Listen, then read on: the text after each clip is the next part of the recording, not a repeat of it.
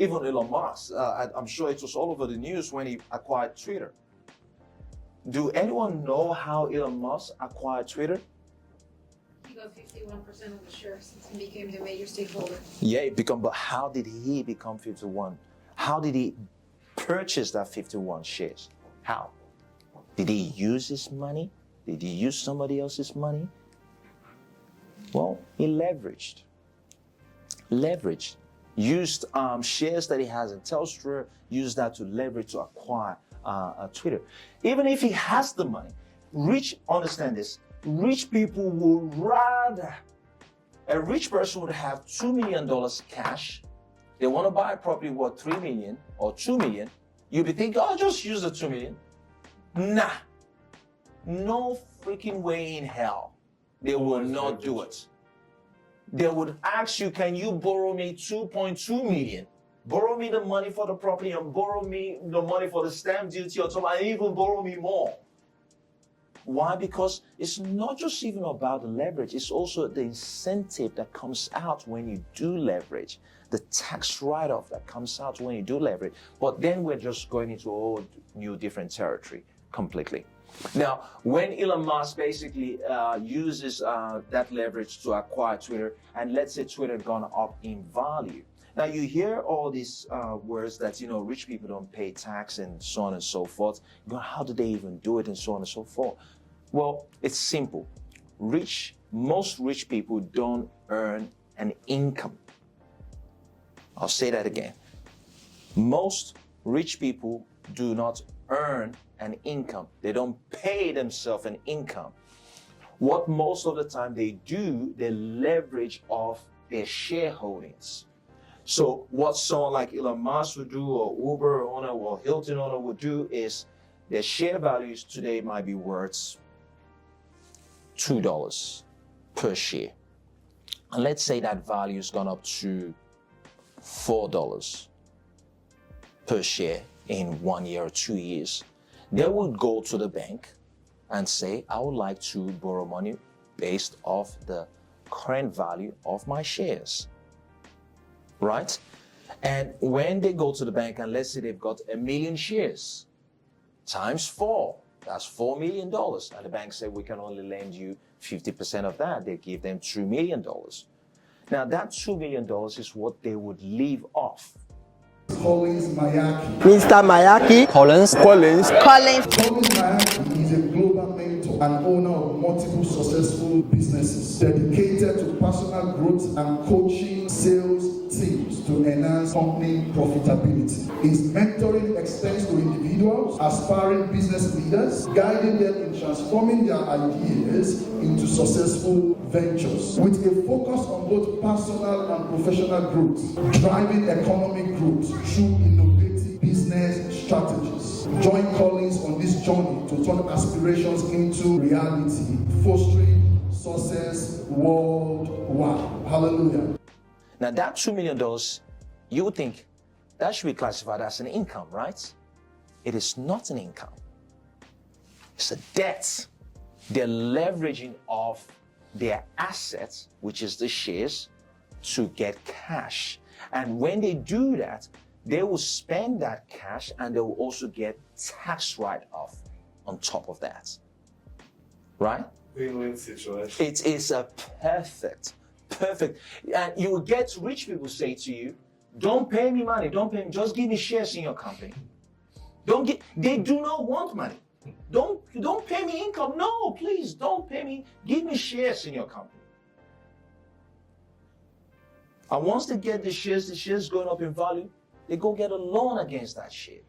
Hey, I know you're enjoying this video. For any inquiries and mentorship opportunity, which I would be really looking forward to working with you, in this description below, you can get all my details, and I look forward to working with you soon. And we all know you don't pay tax on loans. Government don't charge you tax on loans. So that's one cool loophole that the smart people take. So any questions in this so far? I can see your brain ticking, going, jeez. No, I was just thinking thinking that as long as the company is public, because in tech companies sometimes before they go IPO, they still give you a lot of shares. But if it's not IPO, there's no way you can borrow against that. Well, you can still borrow. You don't actually need to be IPO. You can still go through what's it called, angel capital funding as well. For example, I've got shares in few companies that are not even IPO yet. I can sell my shares with them. So all I just need to do is capital raising. Are you saying, sorry? Go for it. Are you saying that angel investors will take your vested shares in a non-IPO company and use cash? Yes, they can. Okay. They can.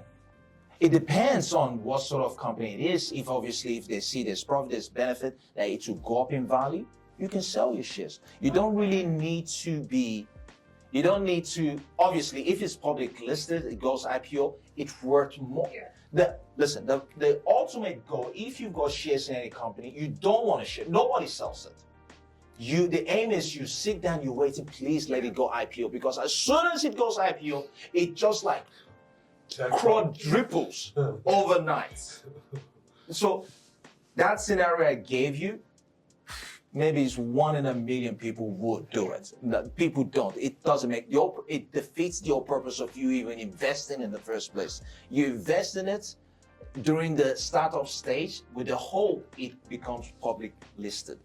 So people don't do it anyway. But I'm saying, for example, I've had a situation where someone invested in one of the startups and he had a major family issue. And he invested it's a small amount, he invested like $20,000 in there, and he needed money. So he found someone else to buy his shares. So that person took over his shares. That's why I said you can't sell it. Took over his share. The person bought it less than the amount, but he needed the money urgently. So that person took over his shares and he took his money. Sold the shares or borrow money against the shares? No, he sold his shares. So in those cases, you can't really go to the bank to borrow money because it's not public listed yet. Yeah. Right? But you can go to some of these private lenders that also do invest in some sort of IT technology kind of businesses, who are also angel investors that understand that space.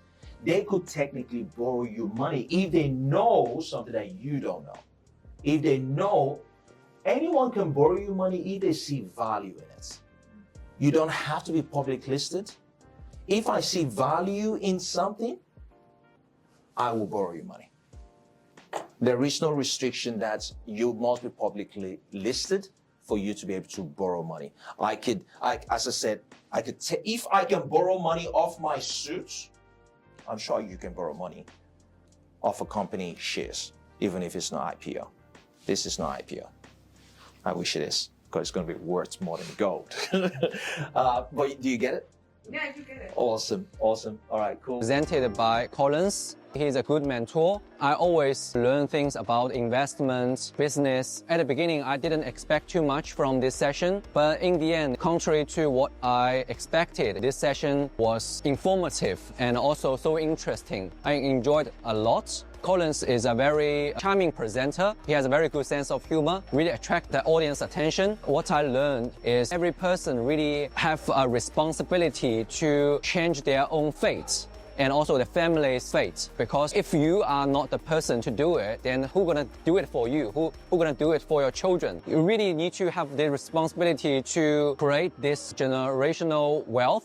As a Christian believer, we believe God will help us to achieve our goals as well, including the financial goals. Overall, I really support everything Collins mentioned. I really presented in a professional and very excellent way. Collins did mention leverage is a very powerful tool, build wealth very quickly. I agree on that, but it can be something we need to be very careful too. It can hurt us very badly too. So just bear in mind the risk associated as well. Overall, I really enjoyed the session. It's brilliant. Thank you.